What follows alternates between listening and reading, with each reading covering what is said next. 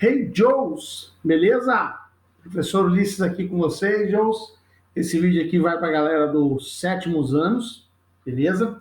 Nós estávamos falando numa aula via Google Meet sobre a reforma protestante, tá? A reforma que vai acontecer, que vai dividir o cristianismo, né? Vai dividir a comunidade cristã, então vai separar muita gente da Igreja Católica, né? Então eu vou colocar alguns pontos aqui que vocês vão poder utilizar para ajudar a responder as questões que vocês vão usar lá na página 92 e na página 93, tá bom, pessoal?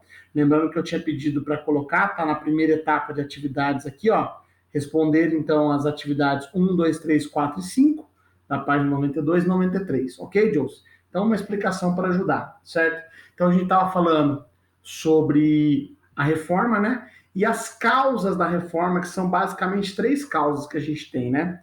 Então, a gente tem uma questão aqui importante, que é a insatisfação que os reis, os príncipes, nobres, né, tinham com a igreja por causa daquele papel da liderança que o Papa tinha, do tamanho do poder que a igreja tinha, dos seus bispos, que eram verdadeiros senhores feudais, certo? Outro ponto que a gente tem é a corrupção e despreparo dos membros do clero, né? Dos membros da igreja, que eu tinha falado sobre isso. Então, tinha membros da igreja que aceitavam dinheiro para realizar missas, para dar extrema-unção, para dar batismos, e muitos membros do clero, especialmente nas vilas pequenas, não tinham o menor preparo, os caras não sabiam nada. Alguns deles não sabiam nem ler, velho. Tá? Não sabiam nem ler. E tinham que utilizar, falar de um material que estava contido no livro, na Bíblia, cara. Então, esse é outro dos pontos. E o terceiro, talvez o mais importante, era a prática de vender falsas relíquias, né, que eram aqueles objetos atribuídos a ossos de santos, partes da cruz de Cristo, então a maioria deles tudo falso, que eram vendidos dando muito lucro, né? Não tinha membros da igreja fazendo isso, e também a venda de indulgências, cara. O que é indulgência? A venda do perdão dos pecados, cara. Penso, né? Então esses três pontos são os motivos, né? As razões para a reforma, beleza? Muito bem, então, pessoal. Então, o que acontece? Continuando como a gente estava falando aqui, tem vários depoimentos, várias pessoas que escreveram sobre isso, tá? Tem um texto de um frade dominicano chamado Johann Tetzel, que ele fala sobre a questão da indulgência, tá? E ele, inclusive, chega a anunciar no texto dele que ele está vendendo, que ele tá dando a indulgência em troca de quem contribuísse para a construção da Basílica de São Pedro.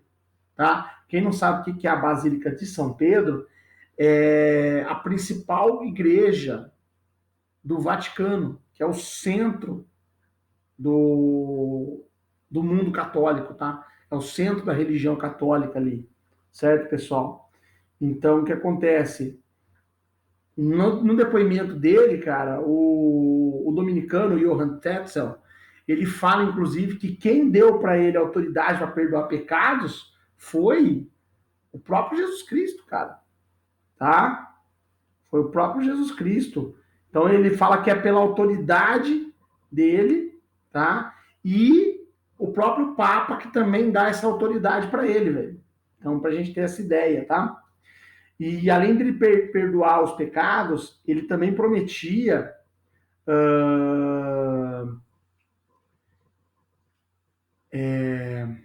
Só um minutinho. Então, pessoal, como eu estava dizendo, além de prometer a indulgência, o perdão dos pecados, o depoimento desse frade dominicano ainda fala para a gente que, além de oferecer o perdão, abriria as portas do paraíso para quem pagasse, quem comprasse essa indulgência, quem contribuísse para a construção, ganharia as portas abertas do paraíso, devolveria para essa pessoa a inocência e a pureza que ela tinha quando foi batizada, quando bebê. Olha só o que é isso, né? Então, É isso que era oferecido, certo? Outra coisa que a gente tem de importante sobre a venda de indulgências são as consequências delas, né? Quais são essas consequências? Elas criaram uma situação de desigualdade perante a religião, por exemplo. Porque imagina, se você tinha dinheiro para você comprar o perdão com uma pessoa assim, então a pessoa humilde, pessoa pobre, mesmo que tivesse arrependido, não receberia, porque vamos pensar aqui, ó, voltando lá no outro ponto, tinha muitos membros do clero que eram corruptos, então eles será que só perdoariam a pessoa se a pessoa pagasse alguma coisa para eles? Mais ou menos assim, né? Certo? Então é lógico que a consequência principal da venda de indulgências é que vai aumentar e muito a insatisfação das pessoas com a situação da época, com essa visão que eles estavam tendo ali da igreja. As pessoas vão ficar muito satisfeitas, vão começar a questionar isso. Isso é tenso. No decorrer do século XIV, do século XV, começaram a aparecer questionadores, tá? Pessoas ligadas à própria igreja, pensadores, que começaram a tentar questionar esses erros, essas práticas negativas da igreja. E muitos deles eram condenados como hereges, como inimigos da igreja, tá? Tem um caso famoso onde hoje é a República Tcheca, que foi um pensador chamado Jan Hus, que por suas ideias contra a corrupção, contra a venda de indulgências, ele foi queimado vivo como herege, tá? O primeiro questionador importante, a primeira pessoa que vai começar a tentar combater essas práticas negativas e não vai ser morta por isso, e a história dele é muito legal porque ele vai conseguir apoio de outras pessoas, então é uma história bem interessante, foi Martinho Lutero, tá? Um monge alemão. Eu falo alemão, mas não existia Alemanha na época, tá? Onde hoje é a Alemanha, eram vários principados, vários reinos, tanto que eram chamados os príncipes germânicos, tá?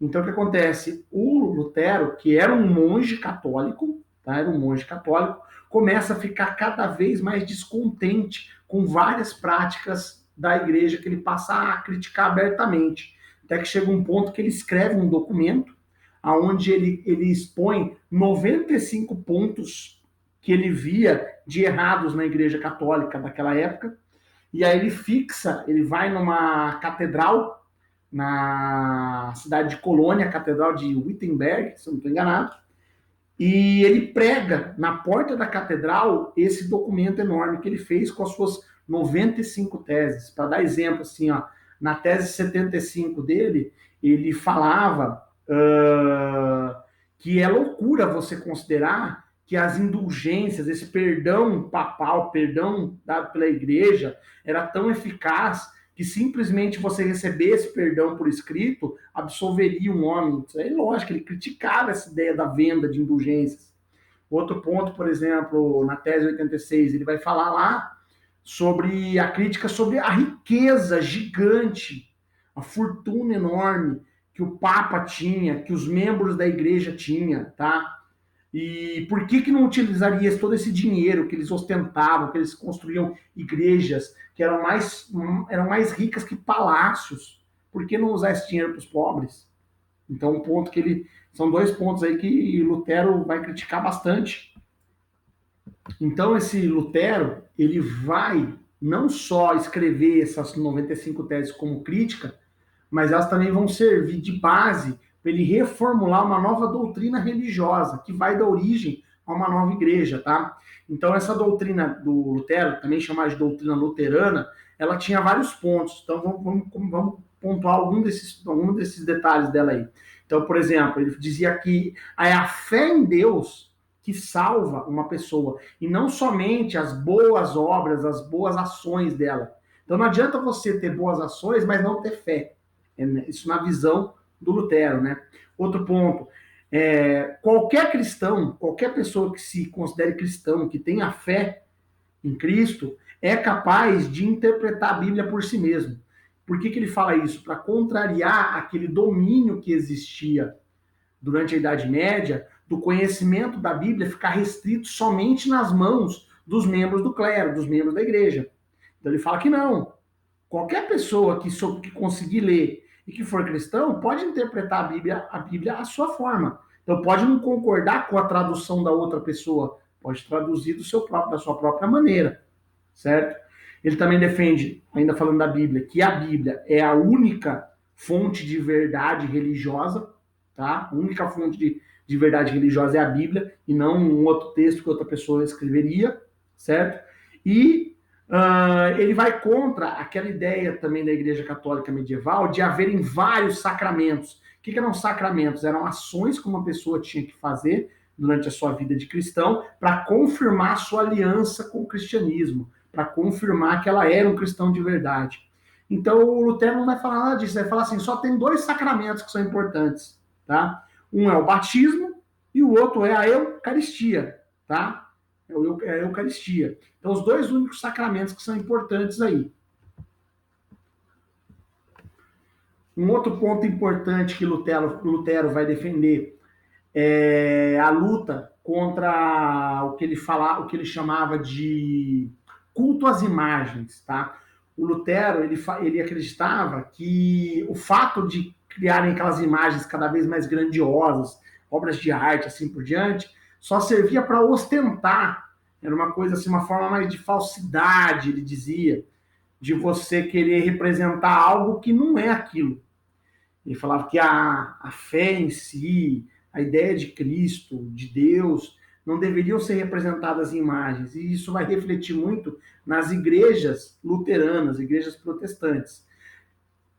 As igrejas protestantes vão, com o passar do tempo, se dividir em várias e vão dar origem às que são chamadas hoje de igrejas evangélicas, tá? Então, um ponto importante de diferença entre uma igreja católica e uma igreja protestante é que você entra numa igreja católica, você vai ter, geralmente, vários tipos de formas visuais para mostrar imagens, tá? Então, vai ter, por exemplo, assim, imagens de passagens bíblicas. Então, geralmente, você vai ter algum tipo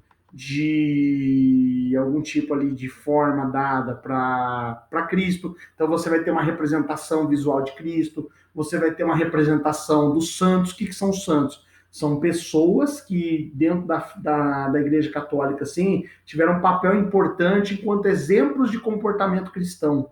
Então é comum você ter estátuas representando essas pessoas. São chamadas estátuas de santos, né? E já se você entrar numa igreja luterana, protestante, você não vai ter nada disso. É um ambiente, assim, geralmente, assim, poucas cores diferentes são utilizadas, não tem desenhos nas paredes, não tem nenhuma imagem, tá? Não tem nenhuma imagem. O único símbolo que se coloca, geralmente, numa igreja protestante é uma cruz, mas a cruz está vazia, diferente do crucifixo, né, que representa a imagem de Cristo crucificado, certo? Então, esse é um ponto importante. Então, é fácil a gente perceber a diferença entre uma igreja protestante e uma igreja católica, tá? Então, terminando aqui de falar sobre esses pontos aqui que vão ajudar vocês a realizar as atividades, quando a gente analisa, então, a doutrina que o Lutero fundou, a doutrina luterana, em relação à doutrina católica, existem várias diferenças, mas também existem semelhanças. As duas doutrinas continuam pregando a existência de um único Deus, monoteísmo. As duas doutrinas continuam pregando que houve um filho de Deus que viveu entre os homens, Cristo, certo? Outra semelhança que a gente pode falar, nas duas doutrinas, a Bíblia tem um papel fundamental, a Bíblia é o livro principal, é o livro que dá a base para todos os conceitos religiosos, né? E tem outras semelhanças, mas vamos deixar só essas aqui. E sobre diferenças, tudo isso que a gente falou lá do Martinho Lutero, né? Então, tipo assim, ainda hoje, a Igreja Católica tem vários sacramentos, várias ações que uma pessoa tem que tomar para ir confirmando a sua proximidade da Igreja Católica, enquanto que nas igrejas protestantes geralmente só tem a Eucaristia e o batismo, certo? Não existe uma autoridade suprema que lidera todas as igrejas protestantes. Já no catolicismo existe, né, que é o Papa, que é o patriarca, tá? O representante mais alto da Igreja Católica. Nas igrejas protestantes, não. Você tem geralmente um sacerdote, um pastor, por exemplo. Em alguns casos, quando juntam várias igrejas, tem um coordenador, que geralmente é um bispo, pode ser um ministro, tem vários nomes, tá? Então, são três diferenças, três semelhanças que a gente pode colocar. Pode colocar outras diferenças? Pode. Você não vai encontrar nas igrejas protestantes imagens de santos, nenhuma representação visual. Já numa igreja católica você encontraria, certo? Um outro ponto interessante é o celibato. O que é o celibato? É a prática que existe na Igreja Católica de que os seus sacerdotes, seus padres, cardeais, bispos, eles não podem se casar, tá? Não podem ter esposas. Já nas igrejas protestantes, os sacerdotes, bispos, pastores, ministros, eles podem se casar, podem ter esposa, certo? E é isso aí, pessoal. Então, é mais para ajudar a gente a deixar bem tranquilinho, tá bom? E é isso aí. Um abraço, Joes. Valeu!